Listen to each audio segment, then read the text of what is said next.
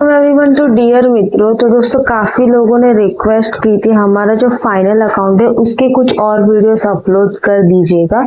और कुछ स्टूडेंट ऐसे हैं जिन्होंने पर्टिकुलर कोई क्वेश्चंस बताए हैं जिनका उनको सोल्यूशन चाहिए ही चाहिए, जिसके साथ वो क्वेश्चन काफी ज्यादा डिफिकल्ट है और पूरा का पूरा सोल्यूशन नहीं दिया हुआ है। इसकी वजह से उसकी भी रिक्वेस्ट आई थी कि मैम जब भी आप वो सम करवाओगे तो थोड़ा सा डीप अंडरस्टैंडिंग के साथ करवाइएगा, जिससे हम लोग को सारी चीजें हमको समझ में आए। ठीक है, तो दोस्तों आज उसी के लिए हमने यहाँ पे फाइनल अकाउंट का एक क्वेश्चन लिया हुआ है, जो कि है क्वेश्चन नंबर 9 आपके टेक्स्ट बुक का।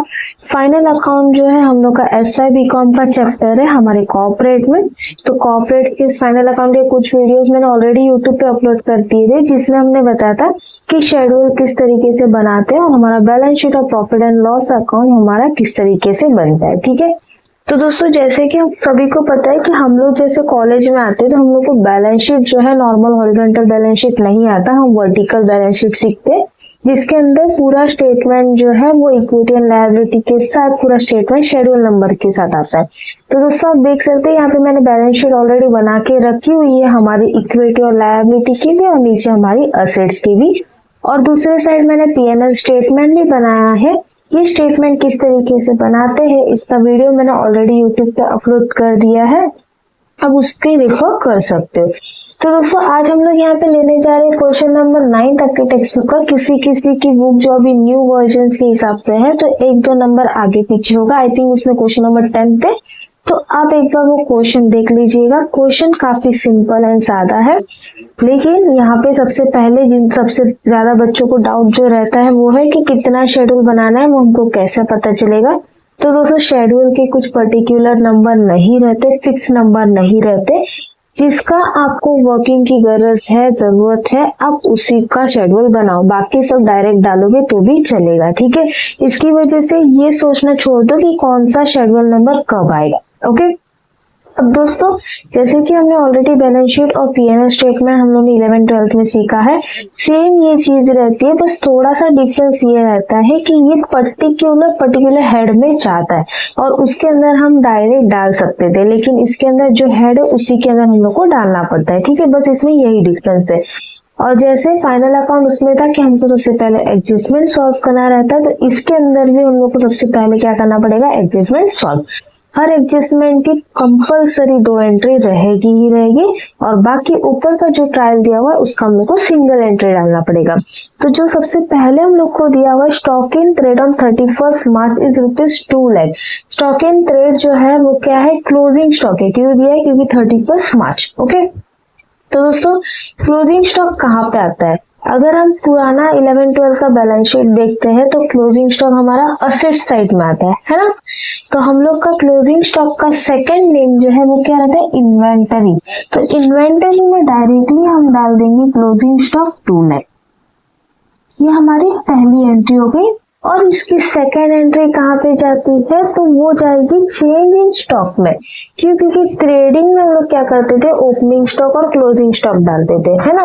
लेकिन company form of balance sheet में हमारा ट्रेडिंग और पीएनएल जो है वो साथ में किया जाता है। तो जो चेंज इन स्टॉक रहता है वो हमारा रहता है opening stock minus closing stock. ठीक है, opening stock minus closing stock. Opening stock का बैलेंस जब आएगा तब, लेकिन क्लोजिंग स्टॉक हम लोग लिख देंगे 2 लाख। तो दोस्तों देखिए यहाँ पे मैंने सिर्फ एक एडजस्टमेंट की 2 एंट्री कर दी, एक तो इन्वेंटरी में और दूसरा चेंज इन स्टॉक में। ठीक है, फिर सेकंड उन्होंने बोला है depreciated plant and machinery 12%, furniture 10% and computer software 20%। ठीक है, ये सारे हमारे असेट। तो ये असेट्स हमारे कौन से रहते हैं, फिक्स असेट। दोस्तों जैसे मैंने शुरुआत में बोला था कि हम लोग को जिस शेड्यूल की जरूरत है उस शेड्यूल को ही हम लोग को यहाँ पे बनाना है। तो जिसकी जिसकी नीड मुझे लगी वो मैंने यहाँ पे बना के रखी हुई है। अगर आपको इसके अलावा कोई और भी शेड्यूल बनाना है आप बिंदास बना सकते हो, लेकिन उसके पहले मैं यहाँ पे नाम दे रही हूँ।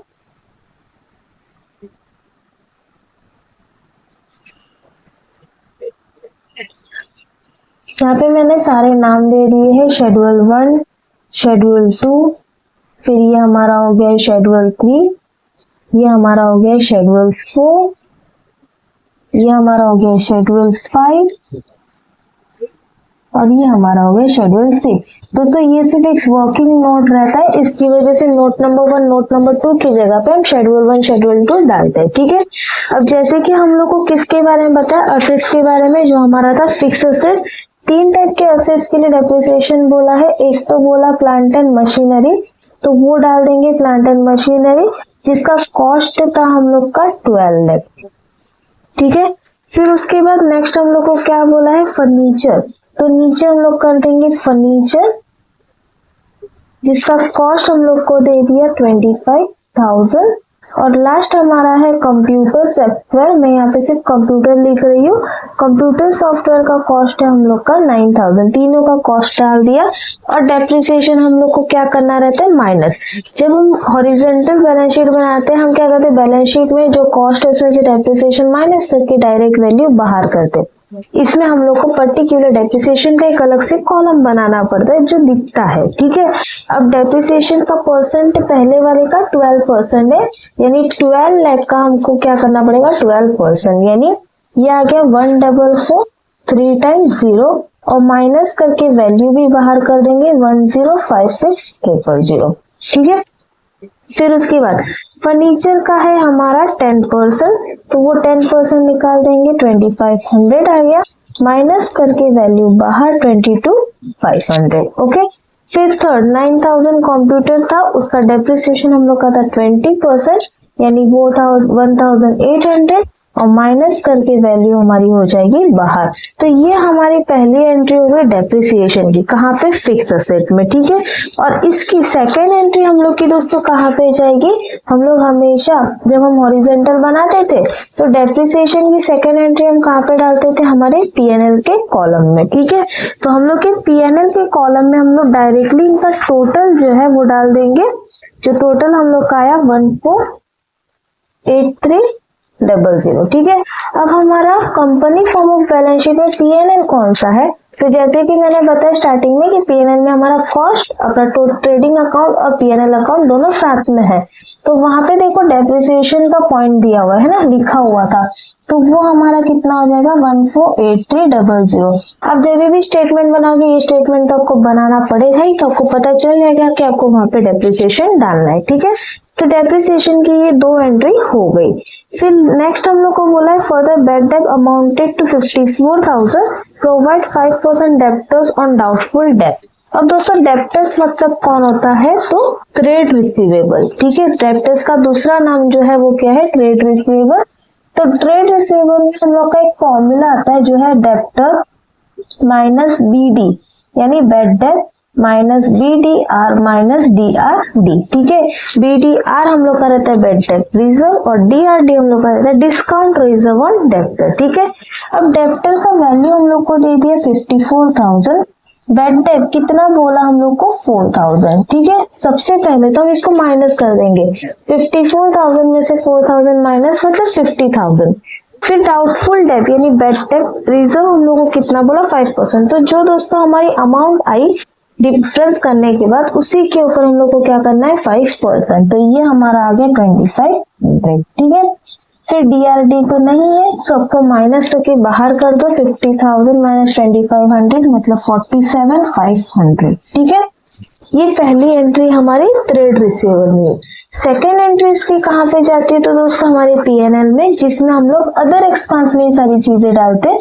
तो ये हो जाएगा, इसका भी फॉर्मूला रहता है BD old BD new plus BDR new minus BDR old, ठीक है। अब ये ओल्ड और न्यू का क्या जोलमाल है, तो ओल्ड का मतलब है जो आपको ट्रायल में दिया हुआ है, और न्यू मतलब आपको जो एडजस्टमेंट में दिया हुआ है। तो हम लोग को फिलहाल तो एडजस्टमेंट की अमाउंट मिली है, तो दोनों यहाँ पे हम एडजस्टमेंट की अमाउंट डाल देंगे। एक हमारी थी 4,000 और दूसरी हमारी थी 2,500, ठीक है। ये डाला, ऊपर का जब मिलेगा तो हम उसको डाल देंगे, ओके। फिर उसके बाद उन्होंने बोला है provide income tax 35%, corporate dividend tax 20%, ठीक है।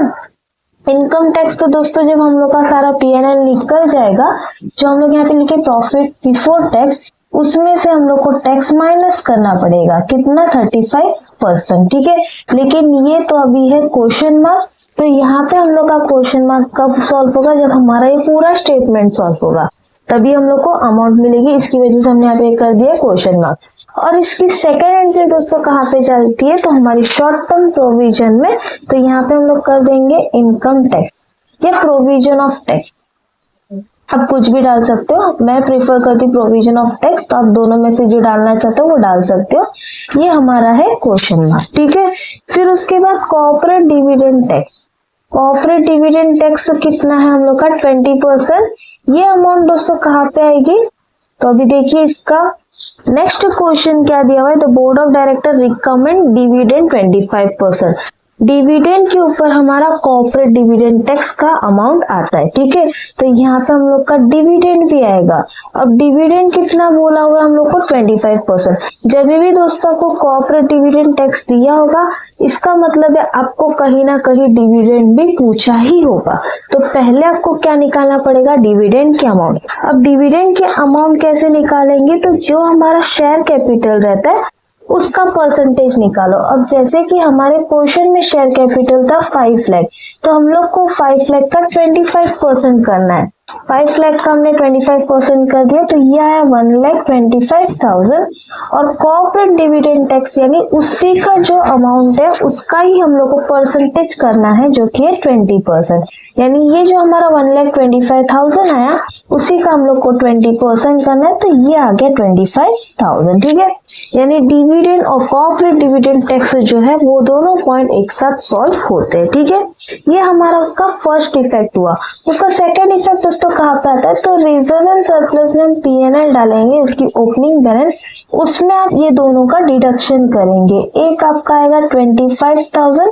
आप बाजू में लिख के रखना चाहते हो किसका टैक्स है तो आप लिख सकते हो, वरना चलेगा। और दूसरा हमारा था 1,25,000, ठीक है।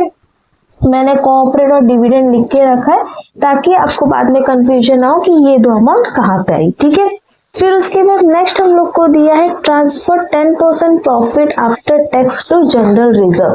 जनरल रिजर्व से हम लोग को अमाउंट कुछ ट्रांसफर करनी है, तो जनरल रिजर्व का जब प्रॉफिट आफ्टर टैक्स आएगा तभी हम लोग यहाँ पे ऐड कर सकते हैं। और उसकी सेकंड एंट्री हमारी P&L में आती है, तो इसकी वजह से यहाँ पे मैं जनरल रिजर्व लिख के रख रही हूँ।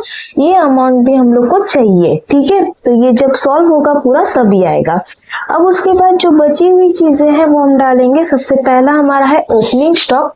जैसे मैंने यहाँ पे बताया कि क्लोजिंग स्टॉक के पहले हमारा ओपनिंग स्टॉक आता है। यहाँ पे मैंने 1,50,000 डाल दिया, माइनस कर दिया, बाहर में बैलेंस हमारा 50,000 बचा, ओके। फिर उसके बाद परचेस हमारा दिया हुआ है, तो परचेस में हम लिखेंगे 3,82,000 और इसमें से परचेस रिटर्न माइनस होता है, ठीक है। जब आएगा हम इसको डाल देंगे। फिर वेजेस कहाँ पे जाता है दोस्तों, तो वेजेस जाता है हमारे अदर एक्सपेंस में, तो वहां पे हम कर देंगे वेज, जिसका बैलेंस था 60,000, ओके। फिर उसके बाद फर्नीचर हमने डाल दिया था। सैलरी जो है वो रहता है एम्प्लॉय बेनिफिट एक्सपेंस, ठीक है। तो सैलरी में हम कर देंगे 12,000। दोस्तों ये कुछ चीजें जो है कहाँ पे आता है कहाँ पे नहीं आता, वो आप जब सम बार बार करते रहोगे तो आपको याद अपने आप हो जाएगा, ठीक है। फिर रेंट भी हमारा जाता है अदर एक्सपेंस, तो रेंट हम कर देंगे 15,000, ओके। फिर उसके बाद हमारा है ट्रेड एक्सपेंस, ये भी हमारा अदर एक्सपेंस में जाता है। ट्रेड एक्सपेंस हमने कर दिया 11,000। देन उसके बाद डेटर हमने डाल दिया है, प्लांट एंड मशीनरी डाल दिया है। कैश एट बैंक दोस्तों हम लोग का कैश एंड कैश इक्विवेलेंट दिया हुआ था हमने, हेड है ना, तो वहां पे हम डायरेक्टली डाल देंगे 21,500, ओके। फिर उसके बाद हम लोग का है कंप्यूटर सॉफ्टवेयर, हमने डाल दिया है। इक्विटी शेयर कैपिटल में आ जाएगा, तो यहाँ पे हम कर देंगे इक्विटी शेयर कैपिटल, जिसका बैलेंस था हमारा 5 लाख। देन उसके बाद हमारा है परचेज रिटर्न, तो जैसे मैंने बताया परचेज में से हम लोग को परचेज रिटर्न क्या करना है, माइनस। परचेज रिटर्न था 10,000, मतलब बाहर हो जाएगा हमारा 3,72,000, ओके। फिर सेल्स हमारा रहता है रेवेन्यू।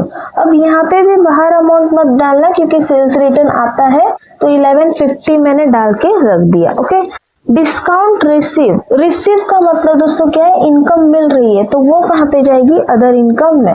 डायरेक्ट अमाउंट कर देंगे बाहर 6300।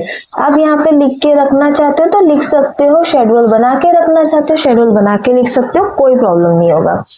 फिर उसके बाद है पीएनएल अकाउंट जो हम लोग ने लिखा हुआ है, वहां पे ओपनिंग बैलेंस डाल देंगे 1,70,000।